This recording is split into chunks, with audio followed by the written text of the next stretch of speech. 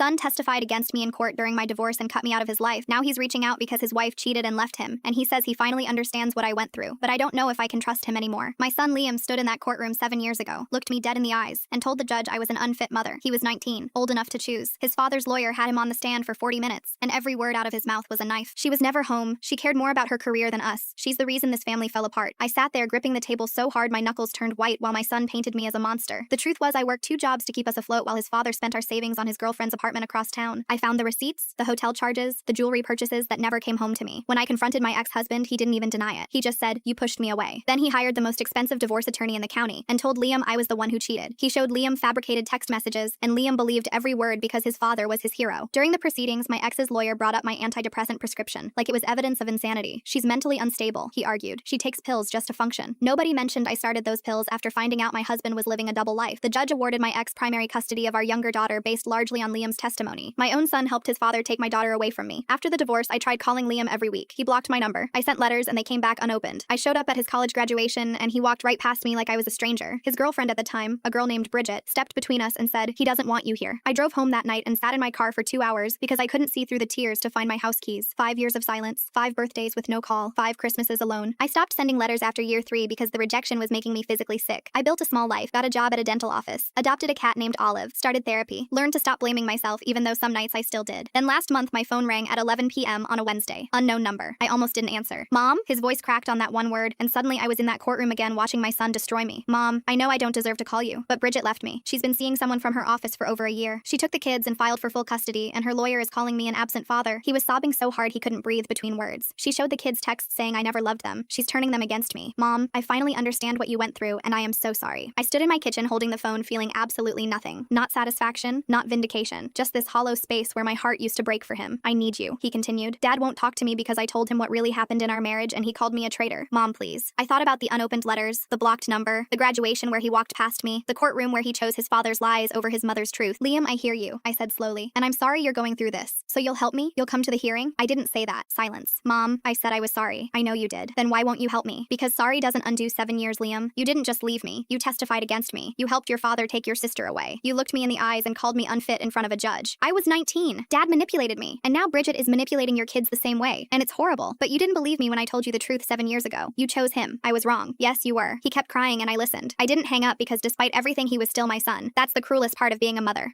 You can't stop loving them even when they've destroyed you. "Can we at least meet for coffee?" he asked. "I need to think about it, Liam." "How long?" "However long it takes." He said okay. I hung up and sat at my kitchen table staring at Olive sleeping on the chair across from me. My phone buzzed. A text from him. "I love you, Mom." I read it 3 times, then set my phone face down on the table and went to bed.